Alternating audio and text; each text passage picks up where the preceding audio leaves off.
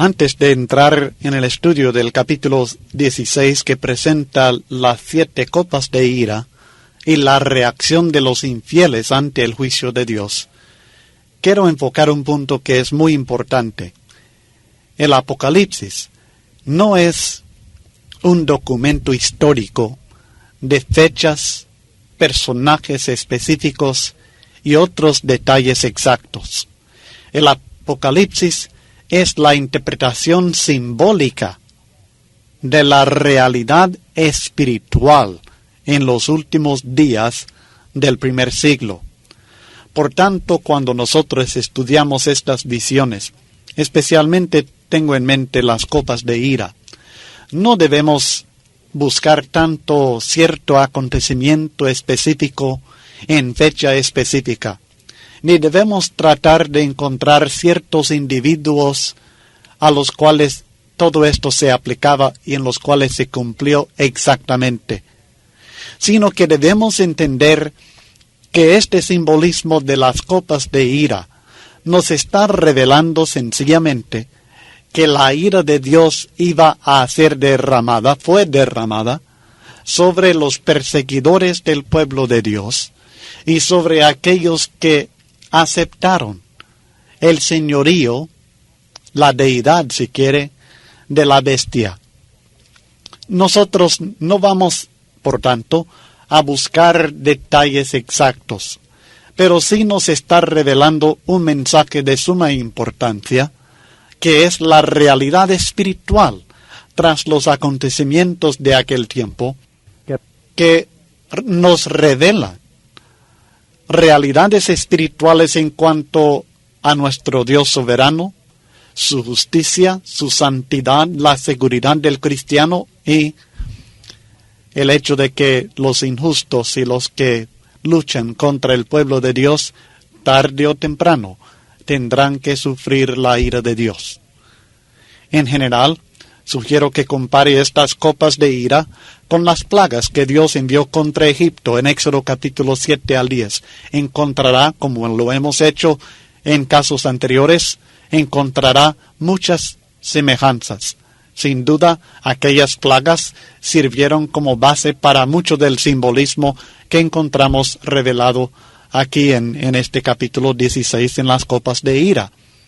Así como Dios derramó su ira sobre Egipto, así como lo hizo sobre Babilonia, así como lo hizo sobre Asiria y sobre Edom y sobre Jerusalén, también lo iba a hacer sobre estos perseguidores de la iglesia, especialmente Roma, el emperador romano y los adoradores del emperador, o sea, los adoradores de la bestia.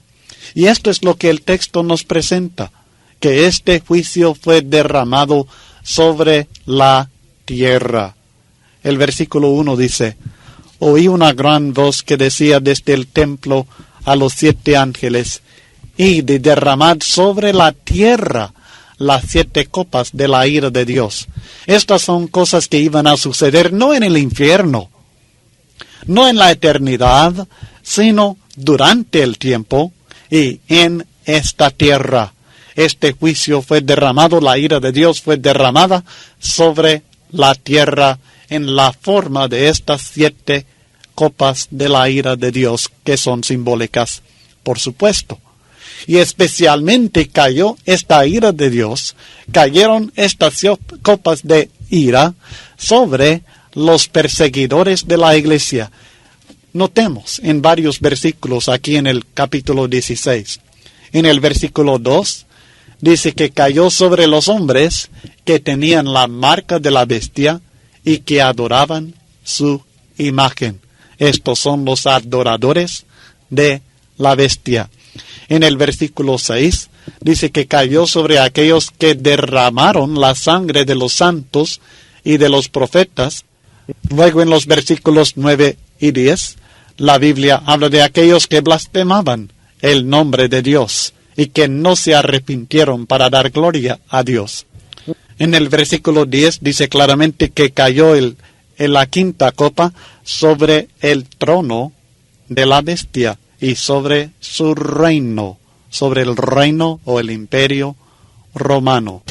En el versículo 13 encontramos que se trata del dragón, Satanás, de la bestia, el emperador romano, y del falso profeta, que era aquel que promovía la adoración de la bestia, o sea, el culto al emperador romano. En el versículo 19 encontramos que era con relación a la Gran Babilonia, que ya hemos identificado e identificaremos con más claridad más adelante como la ciudad de Roma, que reinaba sobre los reyes de la tierra en aquel tiempo. Como puede ver en todo este capítulo 16, vemos que esta ira, este juicio, estas copas de ira de Dios iban a caer sobre la bestia, el falso profeta y los adoradores de la bestia, sobre Roma, sobre el emperador romano y sobre los adoradores del emperador. Estos eran los que iban a sufrir este juicio. Y notamos sus reacciones, que son muy semejantes a la reacción de Faraón ante las 10 plagas que Egipto sufrió también. Otras personas naturalmente tuvieron que sufrir físicamente, pero para ellas estos eventos resultaron no en condenación, sino en victoria. Como estudiamos en Apocalipsis 14, el juicio se puede ver desde 2 diferentes puntos de vista, y desde el punto de vista de los fieles, de los justos, es victoria, mientras desde el punto de vista de los infieles y de los perseguidores del pueblo de Dios es ser pisados en el lagar de la ira de Dios. Por tanto, sabemos, como dice el apóstol Pablo en Romanos 8:28, que todas las cosas nos ayudan a bien, esto es, a los que son llamados conforme al propósito de Dios. Si nosotros amamos a Dios, nada nos puede separar de este amor divino, ni los problemas, ni la persecución, ni la tribulación, ni espada, ni la muerte, ni la vida, ni principados, ni potestades, nada. Romanos 8, del 35 al 39. Aún en medio de la tribulación, el cristiano fiel es más que vencedor por medio de Cristo. La primera copa en el versículo 2 de Apocalipsis 16 cayó sobre la tierra. Fue el primero, y derramó su copa sobre la tierra, y vino una úlcera maligna y pestilente sobre los hombres que tenían la marca de la bestia y que adoraban su imagen. Nuevamente vemos que esta copa, esta pestilencia, cayó específicamente sobre los adoradores de la bestia. Encontramos en Éxodo capítulo 9, una de las plagas también que cayó sobre el pueblo egipcio. También fue semejante a estas enfermedades y pestilencia que se menciona aquí, y sin duda sirve de base para el simbolismo que encontramos en esta primera copa. Le quiero recordar que no debemos pensar en fechas, personajes ni eventos históricos tanto como en que nos está presentando el juicio que venía sobre los perseguidores de la Iglesia en contraste con la aparente realidad del primer siglo. Aparentemente ellos ganaban la victoria, pero en realidad iban a sufrir a las manos del Dios vivo, el Salvador del cristiano. La segunda copa cayó sobre el mar, en el versículo 3.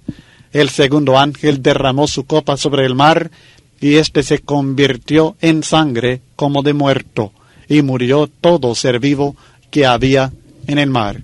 Esto parece representar la destrucción del poderío del imperio en el mar, semejante a lo que sucedió cuando el agua del río en Éxodo capítulo 7 fue convertida en sangre.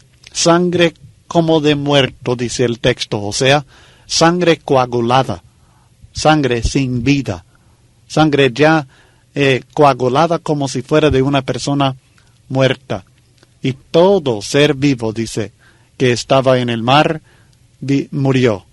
Pero esto nuevamente no debe tomarse literalmente, sino que está basada siempre en simbolismo profético, como el que encontramos en otras profecías, como la profecía de Sofonías, en Sofonías capítulo 1 y los versículos 2 al 4, que habla de la profecía de Dios sobre Judá. Aquel texto dice: destruiré por completo todas las cosas de sobre la faz de la tierra, dice Jehová. Destruiré los hombres y las bestias, destruiré las aves del cielo y los peces del mar, y cortaré a los impíos y raeré a los hombres de sobre la faz de la tierra, dice Jehová. Extenderé mi mano sobre Judá y sobre todos los habitantes de Jerusalén, y exterminaré de este lugar los restos de Baal y el nombre de los ministros idólatras con sus sacerdotes.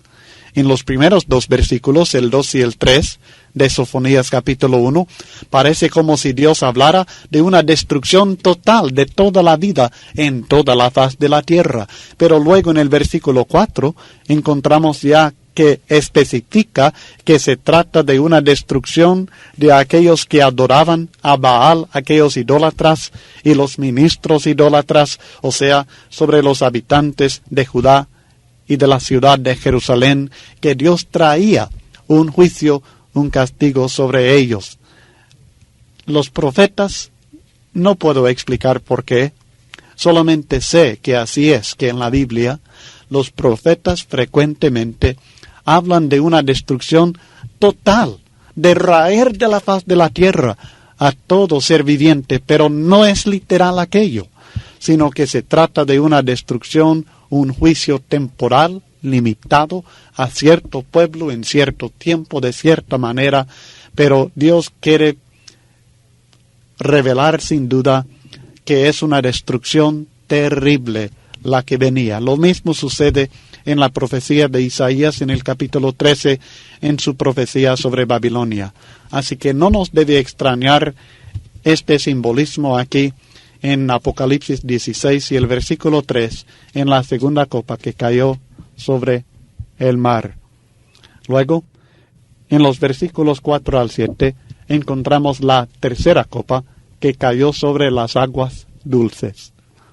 El tercer ángel derramó su copa sobre los ríos y sobre las fuentes de las aguas, y se convirtieron en sangre. Y oí al ángel de las aguas que decía: justo eres tú, oh Señor, el que eres y que eras, el Santo, porque has juzgado estas cosas, por cuanto derramaron la sangre de los santos y de los profetas. También tú les has dado a beber sangre, pues lo merecen. También oí a otro que desde el altar decía: ciertamente, Señor Dios Todopoderoso, tus juicios son verdaderos y justos. Sencillamente nos está declarando que tenía que haber día de juicio, porque Dios es justo. Los que sufren o los que son dañados son los perseguidores de la iglesia, y la justicia de Dios se está manifestando en ellos porque son dignos de lo que reciben, dignos por su propia maldad y por la persecución que habían lanzado contra el pueblo de Dios. La cuarta copa. Luego, en los versículos 10 y 11 de Apocalipsis 16, encontramos el mensaje de la quinta copa derramada sobre el trono de la bestia. El quinto ángel derramó su copa sobre el trono de la bestia, y su reino se cubrió de tinieblas, y mordían de dolor sus lenguas. Y blasfemaron contra el Dios del cielo por sus dolores y por sus úlceras, y no se arrepintieron de sus obras. El trono de la bestia representa evidentemente el poder del imperio romano. La bestia está identificada claramente con el imperio romano, por tanto su trono representa su poder. Ese trono, según el Apocalipsis 13, versículo 2, lo había recibido del dragón, y ahora Dios lo está atacando directamente en su potestad y en su poder. Al hablar de las tinieblas que cubrió ese trono y ese reino de la bestia, probablemente signifique corrupción interna en el liderazgo moral y espiritual del imperio. Estudiamos esto en bastante detalle en la quinta trompeta, en Apocalipsis capítulo 9 y el versículo 2. Y si no recuerda bien aquella explicación, sugiero que vuelva a estudiar aquella porción del estudio para tener bien en mente el uso de las tinieblas como la corrupción moral que sirvió también para castigar a ese pueblo mediante la degeneración, la corrupción y la caída que resultó, así como simbólicamente la plaga sobre Egipto de tinieblas que encontramos en Éxodo capítulo 10 atribuyó a la caída de aquella potestad también. Apocalipsis capítulo 16 y el versículo 11 une todas las copas de ira, porque manifiesta que todas las copas caen sobre las mismas personas. No son copas que en esta generación cayó la primera, en aquella generación cayó la segunda, en la tercera generación cayó la tercera, 1000 años después cayó la cuarta. No. Las mismas personas de la primera copa son las de la quinta copa, porque dice que blasfemaron contra el Dios del cielo por sus dolores y por sus úlceras. Pero las úlceras, la úlcera maligna, es la que vino como resultado de la primera copa, en Apocalipsis capítulo 16 y el versículo 2. Y vino una úlcera maligna y pestilente sobre los hombres que tenían la marca de la bestia y que adoraban su imagen. Por tanto, las personas que sufrieron el castigo, la ira de la primera copa, también sufrieron la ira de la quinta copa. Así que definitivamente en estas copas estamos hablando de las mismas personas en cada una de ellos. No son generaciones diferentes, sino el mismo grupo, todos enemigos de Cristo, todos perseguidores de la Iglesia, todos relacionados con la bestia, con su trono, con su reino, con el emperador romano y el culto o adoración a aquel emperador. La reacción de estas personas de blasfemar contra Dios por sus problemas, por sus dolores y por no arrepentirse de sus obras manifiesta que estaban atesorando ira para el día final, de la misma manera que menciona Pablo en Romanos 2, 4 y 5, ignorando que la benignidad de Dios les llevaba al arrepentimiento y que aun este juicio les hubiera llevado al arrepentimiento, pero no se arrepintieron, sino que blasfemaron contra Dios. Tan duro es el corazón del hombre que ni el juicio mismo a veces no le hace reconocer a su Dios, su Creador y su Juez, el que quisiera ser su Salvador. Luego en Apocalipsis capítulo 16, versículos 12 al 16, encontramos la sexta copa de la ira de Dios derramada sobre el río Éufrates. El propósito de esta copa es preparar el camino para los ejércitos que venían contra la bestia. Leamos comenzando en el versículo 12. El sexto ángel derramó su copa sobre el gran río Éufrates, y el agua de éste se secó, para que estuviese preparado el camino a los reyes del oriente. Y vi salir de la boca del dragón, y de la boca de la bestia, y de la boca del falso profeta, 3 espíritus inmundos a manera de ranas, pues son espíritus de demonios que hacen señales, y que van a los reyes de la tierra en todo el mundo, para reunirlos a la batalla de aquel gran día del Dios Todopoderoso. He aquí yo vengo como ladrón. Bienaventurado el que vela y guarda sus ropas para que no ande desnudo y vean su vergüenza. Y los reunió en el lugar que en hebreo se llama Armagedón. Esta copa tiene referencia a los enemigos externos del Imperio Romano. Estudiamos en bastante detalle este punto en Apocalipsis 9:14 cuando estudiamos acerca de la sexta trompeta. Pero esta visión presenta los enemigos del Imperio Romano que venían del oriente para la guerra, y Dios les había preparado el camino. Este es sencillamente el significado de esta sexta copa. Dios preparando el camino para los enemigos externos de Roma que venían simbólicamente, por decirlo así, del oriente. Algunos intérpretes creen que estos reyes son los mismos enemigos de Cristo que encontramos en el versículo 14, los reyes de la tierra que fueron reunidos por el Imperio Romano contra la Iglesia, pero es muy dudoso esto. No creo que esto quepa en el contexto de las copas ni del libro de Apocalipsis, porque aquí se está presentando el juicio, la ira de Dios sobre el Imperio Romano, sobre los enemigos de Dios. Y Dios no estaba ayudando al Imperio Romano a luchar contra la Iglesia misma o contra Cristo de ninguna manera. Así que estoy convencido que estos reyes que venían del oriente son los enemigos de Roma. El propósito obvio de secar el río era para que no sirviera de obstáculo para aquellos reyes del oriente, que son los ejércitos del Cristo victorioso. Sean de la nacionalidad que sean, sirven el propósito, sirven bajo el mando de Cristo Jesús, aunque ellos sin duda no lo sabían. Vienen contra los perseguidores del pueblo de Dios. Y esto es algo que veremos también representado en Apocalipsis 19, del 11 al 21, cuando realmente tenemos la visión de la propia batalla en el lugar llamado Armagedón. Las 3 ranas en los versículos 13 y 14 son, dice el texto, espíritus de demonios. El mismo texto bíblico nos da la interpretación inspirada de las 3 ranas. No tenemos que dudar, son 3 espíritus de demonios que tienen una obra muy específica. Su obra es reunir a los reyes de la tierra para la batalla de Armagedón.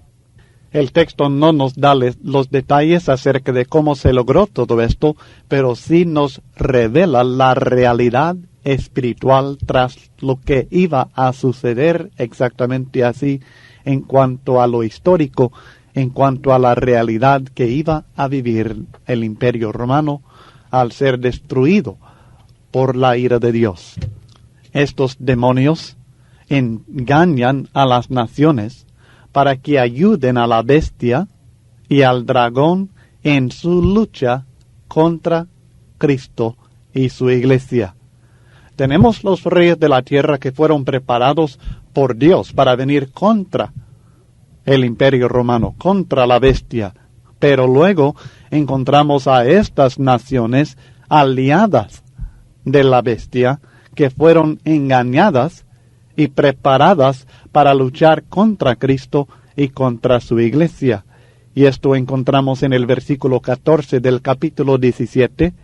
Pelearán contra el Cordero, y el Cordero los vencerá, porque Él es Señor de señores y Rey de reyes. Refiriéndose en los versículos 12 al 14 a los 10 cuernos, a los 10 reyes, a aquellos aliados que entregaron su poder y su autoridad a la bestia, o sea, al emperador romano.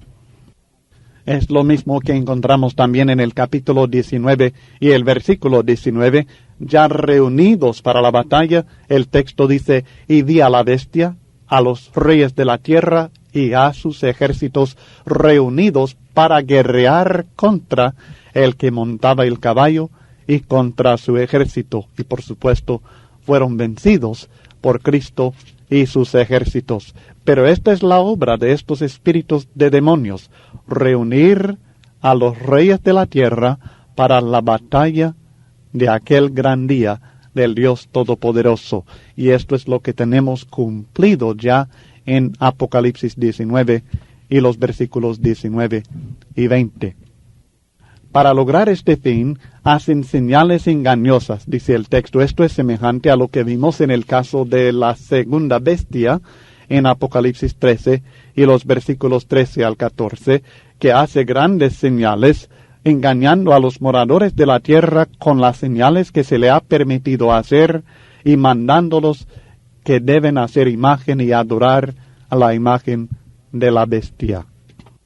Primera Timoteo capítulo 4 y el versículo 1 también habla de la obra de los espíritus de demonios que obran por medio de doctrinas o enseñanzas falsas, mediante las cuales también engañan a las personas, al mundo, por medio de hipócritas que están dispuestos a enseñar estas falsedades, estas doctrinas falsas, y así engañar y hacer apostatar aún a cristianos. Así que los espíritus de demonios, su trabajo es reunir a los reyes de la tierra para la batalla en el lugar llamado Armagedón contra Dios, contra el pueblo de Dios, contra el Rey de Reyes, Cristo Jesús, y allí iban a ser vencidos. El versículo 14 dice que iban a ser reunidos. Como decía, hablar de Armagedón ya tenía un significado especial para todo el pueblo de aquella época del mundo, porque ya sabían su historia. Es como hablar de Waterloo, que es la ciudad, la población bélgica, donde fue derrotado Napoleón por los ingleses en 1815. Todos aquellos que están al tanto de esta historia, al hablar de Waterloo, ya saben de qué se trata, que hasta es un dicho hablar de su Waterloo, pues es su derrota. Ya es algo que el lugar en sí comunica algo. Es como Hiroshima, aquella ciudad del Japón donde los norteamericanos lanzaron la primera bomba atómica en 1945. De hablar de Hiroshima ya comunica algo a todo mundo, ya sabemos de qué se trata. Así era Armagedón. Y la batalla mencionada aquí en Apocalipsis 16, en el lugar llamado Armagedón, es la misma que se describe. Aquí solamente se reúne la gente. En el capítulo 19 se describe esta batalla y el resultado es la destrucción de la bestia, del falso profeta y de sus aliados, los reyes de la tierra que fueron engañados y reunidos para aquella batalla en el lugar simbólico llamado Armagedón. No debemos pensar tanto en determinada batalla, en determinada fecha, en determinado lugar, sino sencillamente se está representando la destrucción global de aquellos enemigos del pueblo de Dios, la eliminación de la persecución imperial de la Iglesia por el Imperio Romano. Luego, en los versículos 17 al 21 de Apocalipsis capítulo 16, encontramos la séptima copa derramada por el aire. El texto dice: el séptimo ángel derramó su copa por el aire, y salió una gran voz del templo del cielo del trono, diciendo: hecho está. Entonces hubo relámpagos y voces y truenos y un gran temblor de tierra, un terremoto tan grande cual no lo hubo jamás desde que los hombres han estado sobre la tierra, y la gran ciudad fue dividida en 3 partes, y las ciudades de las naciones cayeron, y la gran Babilonia vino en memoria delante de Dios para darle el cáliz del vino del ardor de su ira. Y toda isla huyó, y los montes no fueron hallados, y cayó del cielo sobre los hombres un enorme granizo como del peso de un talento, y los hombres blasfemaron contra Dios por la plaga del granizo, porque su plaga fue sobremanera grande. Hecho está, dice el texto, el juicio se ha cumplido. La ira de Dios es derramada por el aire. Posiblemente tiene referencia al dominio de Satanás, porque él es conocido como el príncipe de la potestad del aire, en Efesios 2 y el versículo 2. Muchos se han extrañado al ver la descripción de una destrucción tan incomparable, pero no debemos extrañarnos ni buscar el cumplimiento literal de estas cosas, porque esta descripción es lenguaje simbólico usado muchas veces en la Biblia para describir una gran destrucción. Veamos al menos 2 ejemplos de la destrucción de Jerusalén en el año 586 a.C., y nuevamente su destrucción en el año 70 después de Jesucristo, 650 años de diferencia, pero ambas destrucciones son de la ciudad de Jerusalén por su rebeldía, su idolatría en un caso, en el primer caso, y en el segundo caso su rechazo del Cristo, del Salvador de Dios. En Ezequiel capítulo 5, versículos 8 y 9, encontramos el primer caso que dice: Así pues ha dicho Jehová el Señor, he aquí yo estoy contra ti, sí yo, y haré juicios en medio de ti ante los ojos de las naciones, y haré en ti lo que nunca hice, ni jamás haré cosa semejante a causa de tus abominaciones. Repito, esto parece hablar de algo único en la historia, y en cierto sentido lo es, pero no es tan sin igual, tan incomparable como pudiera uno imaginar. Y es sencillamente la destrucción de Jerusalén, que fue realizada por los babilonios, bajo el mando de Dios, por supuesto, en el año 586 antes de Jesucristo. Luego, unos 650 años después, en el Nuevo Testamento, encontramos en las palabras de nuestro Señor Jesucristo mismo, en Mateo capítulo 24 y el versículo 21, hablando acerca de la destrucción de la ciudad de Jerusalén y del templo que estaba en ese lugar por los ejércitos romanos. El texto dice en el versículo 21 de Apocalipsis 24, porque habrá entonces gran tribulación, cual no la ha habido desde el principio del mundo hasta ahora, ni la habrá. Y realmente el sufrimiento, el padecimiento que hubo en la destrucción de Jerusalén, como leemos en la historia del año 70 de aquella época, realmente fue algo terrible, algo único en la historia. Pero este lenguaje es algo que los profetas de Dios usan cuando hablan de una destrucción terrible. Y esto es lo que tenemos en la descripción aquí en estos versículos al hablar de una destrucción incomparable. La gran ciudad, como hemos estudiado ampliamente, es la ciudad de Roma, y las ciudades de las naciones son sus aliados.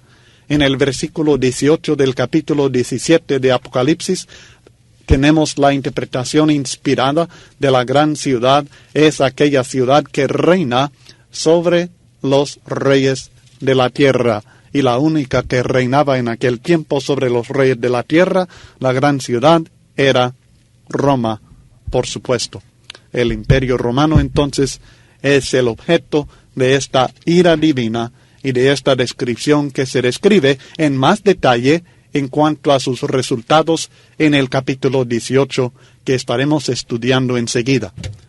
Como puede apreciar nuevamente, todo en el libro de Apocalipsis viene siendo progresivo y pasamos de una parte a otra con un hilo de pensamiento, de tema que viene desde el principio hasta el fin, la destrucción de los enemigos, de los perseguidores del pueblo de Dios en aquel tiempo, y la victoria de Cristo y el cristiano fiel sobre estos enemigos del cristianismo que parecían en aquel tiempo estar ganando la victoria, pero aquí en el Apocalipsis se nos revela la realidad de lo que iba a suceder enseguida, lanzándonos así el desafío, el reto de andar por fe y no por lo que estamos viendo con el ojo.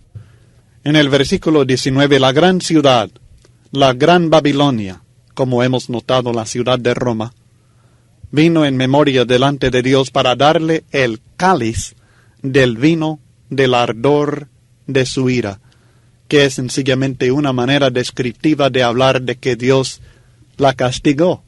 Dios derramó su ira sobre ella, basado posiblemente en la destrucción de Jerusalén, que se menciona en Isaías 51:17, despierta, despierta, levántate, oh Jerusalén, que bebiste de la mano de Jehová el cáliz de su ira, porque el cáliz de aturdimiento bebiste hasta los sedimentos. Y esto es lo que iba a suceder también con estos enemigos de Dios. Esta ciudad de Roma también iba a beber del cáliz, de la ira, del ardor de su ira. iba a beber, iba a sufrir entonces la ira de Dios. Dice el texto en el versículo 20 que toda isla oyó y los montes no fueron hallados. Pero esto nuevamente no es tan literal como pudiéramos pensar, sino que es el mismo lenguaje profético, simbólico, que fue usado anteriormente para describir la destrucción de Babilonia que sucedió cientos de años antes. En Jeremías capítulo 51, por ejemplo, en los versículos 24 y 25, cuando él está profetizando acerca de la destrucción de Babilonia, que era enemiga del pueblo de Dios en aquel tiempo, el profeta Jeremías dice así: y pagaré a Babilonia y a todos los moradores de Caldea todo el mal que ellos hicieron en Sión delante de vuestros ojos, dice Jehová. He aquí yo estoy contra ti, oh monte destruidor, dice Jehová, que destruiste toda la tierra, y extenderé mi mano contra ti, y te haré rodar de las peñas, y te reduciré a monte quemado. Entonces, en este caso, el monte no es un monte literal, sino que el monte a que se refiere es aquel pueblo, aquella nación, aquel imperio que perseguía al pueblo de Dios. Y esto es algo que encontramos en forma semejante en otras profecías también del Antiguo Testamento, Miqueas y Nahum y Salmos y otros que hablan de juicios temporales sobre una nación perseguidora del pueblo de Dios. Todo este juicio, todo lo que hemos visto en estas descripciones simbólicas, convencería a cualquiera a humillarse, pero estos no. Estos son necios y duros de corazón, semejantes a aquel faraón de Egipto, y lamento decirlo, pero semejantes a muchos hombres modernos que no se convencen por nada de la potestad de Dios y que deben humillarse ante la presencia del Señor. Estos hombres blasfemaron a Dios, blasfemaron contra Dios por la plaga. Bueno, esto es otra prueba que no se trata del juicio final, porque en aquel día final ninguno blasfemará, sino que todos glorificarán a Dios, reconociendo a Jesús como Señor, dice Filipenses 2, del 9 al 11. Así que definitivamente no se trata del juicio final. Pero con los problemas de esta vida, ¿cómo es que los hombres todavía echan la culpa a Dios y nunca reconocen sus propios pecados, nunca ven la verdadera causa de sus problemas que está en ellos mismos y en el pecado, la rebeldía contra Dios que hay en este mundo? Cayó un enorme granizo, el peso de un talento, que es aproximadamente 90 a 96 libras. Imagínense qué granizo más grande. He visto a veces granizo del tamaño de una pelota de béisbol. En algunas ocasiones he visto así de grande. Pero puede imaginarse un granizo de 90 a 96 libras. ¡Qué enorme sería! Y esto sencillamente es una exageración, por supuesto, simbólica, para describir que sería total e inevitable la destrucción en el día de la ira de Dios, basado sin duda en las plagas que cayeron sobre Egipto, cuando hubo también en Éxodo 9 granizo que cayó sobre aquellos perseguidores del pueblo de Dios. Esta es la descripción simbólica que tenemos de las 7 copas de ira, en las cuales es consumada la ira y el juicio justo de Dios contra los enemigos